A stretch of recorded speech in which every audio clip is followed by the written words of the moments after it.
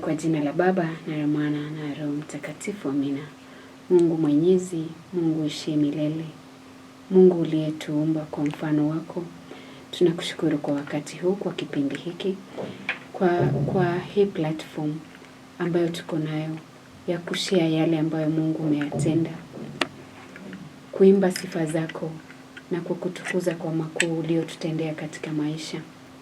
Kwa jina la Baba, Mwana, Roho Mtakatifu, amina.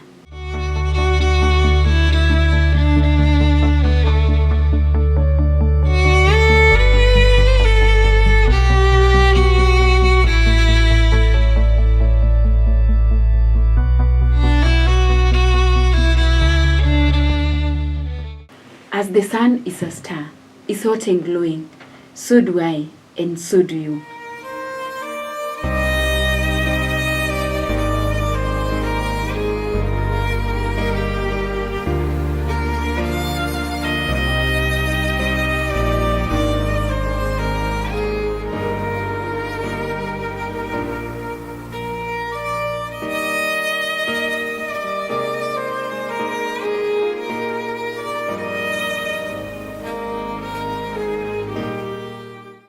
Hata wewe waweza ng'aa. Yale maisha ambayo unayaishi, in your state of life, you can still make someone's life shine. You've gone through all those hardships. But I always say that your life is not just your story. It's a life to give hope to someone. It's to motivate someone. I know there's a parent somewhere who can even realize that his or her child is going through child distress. There's someone who is feeling that I'm rejected. There's someone who has gone through rejection. There's someone who has gone through traumas. I went through traumas, and if you would ask the professionals, trauma before 10 years, it is not a good thing, because in most cases it haunts people. It disorients people even in their adult life. And people are going through a lot of hardships, but there is always a way out. And that's why I'm here. Sometimes we never know what we should do, but we should try every day. And I'll say, there's a common motivator that says, that was Martin Luther, he say, if you must keep walking, keep moving. You can crawl, you can walk, you can run. But in whichever way, just keep moving in life. Don't stagnate. For one thing, I say that we have challenges. People say problems, but I don't call them problems, because when you say problems, they are so huge. Call them challenges, because when you say challenges, it's because you can overcome them. And that's what we have in life. We have challenges. And I want to go back to the story, to my story. As a sixth born in a family, I know some can relate. When I talk about being a sixth born, a middle child in a family of 10, some people can relate being middle children. It is not so always, but there's a way it happens that child feels neglected. That child feels there's no concern, kind of rejected. And that's what those middle children feel. That's what they feel. And sometimes these people who we live with, they don't realize that you even feel that. And that's what happened to me. And as a child, I never experienced that closeness with my parents, especially my dad. Remember, we are too many children. I'm a sixth born, so you imagine.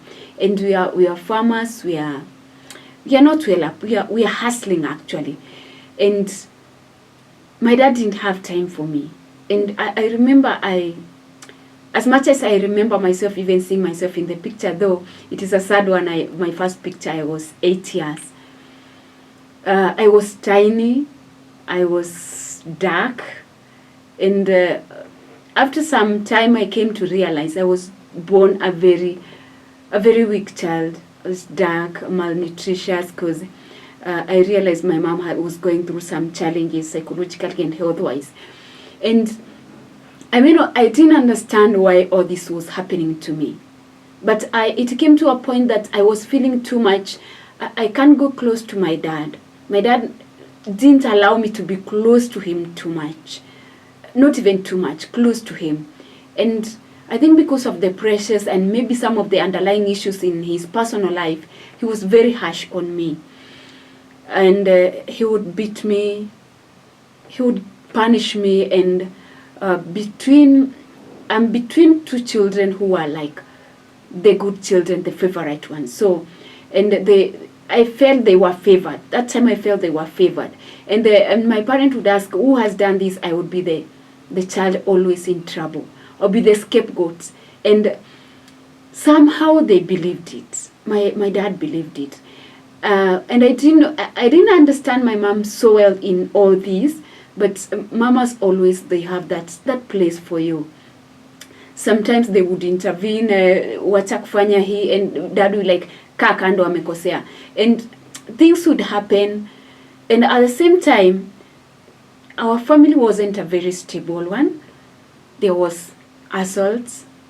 My dad was a bit harsh on my mom, and that affected us too much. And that comes again to trauma. You are a child and you can see what your father is doing. You can see your mother crying. You can see your father beating your mother. At the same time, I'm that child who would cry.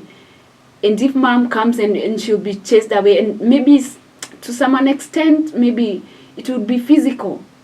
And those are some of the traumas that I went through. And again, my siblings, somehow they copied from how it was coming, how the treatment of my parents. And to me, it wasn't something good. I felt rejected. At some point, I think I was trying to communicate, and I became a very aggressive child.